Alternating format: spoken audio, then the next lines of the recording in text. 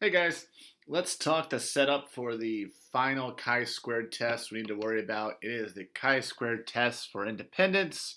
You might also hear it called the chi-squared test for association. So you'll see independence and association kind of used.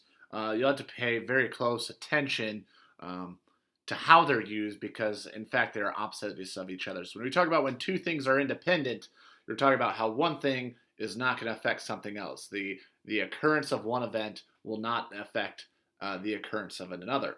So if they're not affecting one another, then there is no association.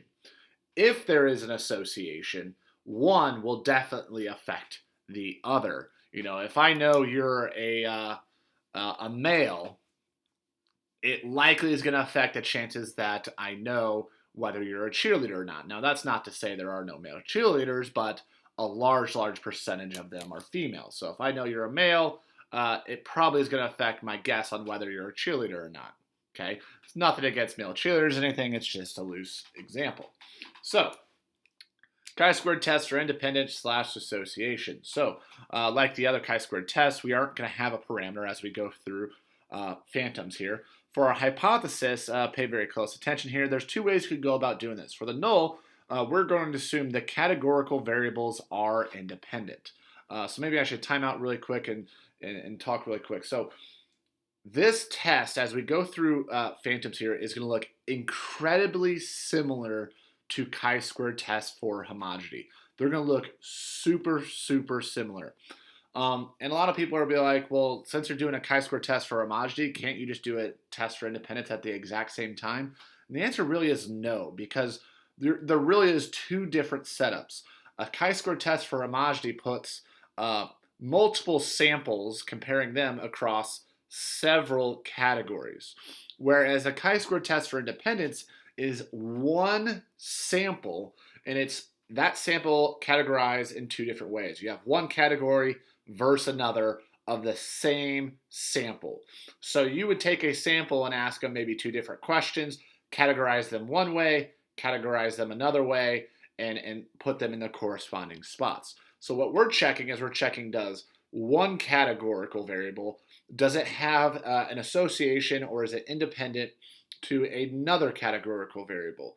So the difference here really is homogeneity is you're going to have two or more populations that samples were pulled from.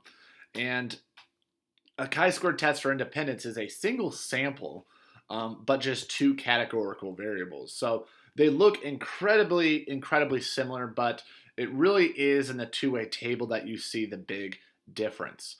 So where was I?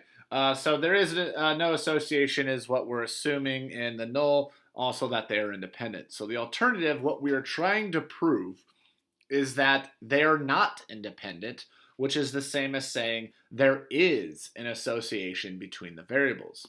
For our assumptions here, for my single sample, I'm going to check randomization and 10%. Where in homogeneity, you had to check randomization and 10% for every single sample. The third assumption there, exact same for all chi-squared tests. The expected counts are all at least 5. So once you have those assumptions, that means you could follow through with your chi-square test for independence. You might see it called a chi-square test for association. Same idea. The test statistic, again, given to you on the AP formula sheet, it's the exact same on all three tests. Chi-squared equals a summation of the observed minus the expected count, square it, divided by expected. And we're going to do a summation there. For the degrees of freedom, again, this is going to be a two-way table, and I guess I should back up really quick there. For the expected counts, it is going to be a two-way table, so figuring out the expected counts, we're going to do them the exact same way that we did it in homogeneity. The row total times the column total divided by the table total. So a very complex process, but again, our calculator does help us out there.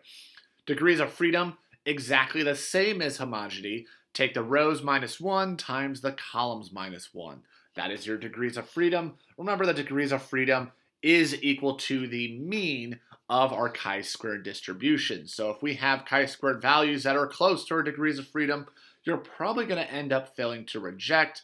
If these are very far apart, you're probably going to end up with a reject the null hypothesis. But how do we know for sure?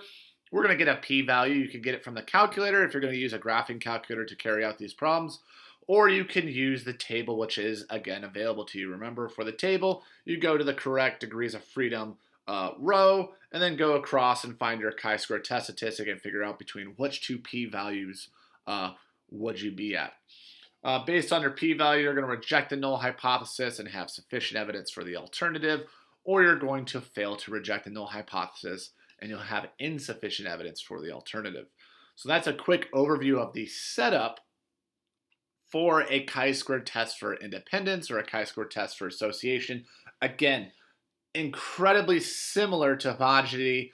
You're just going to have obviously a difference here in the hypothesis and what you're trying to do, but also the original setup of the problem is going to look drastically different as well. So I will have a follow-up video that shows an example of this to try and iron out and bring a little bit more clarity to some of these issues.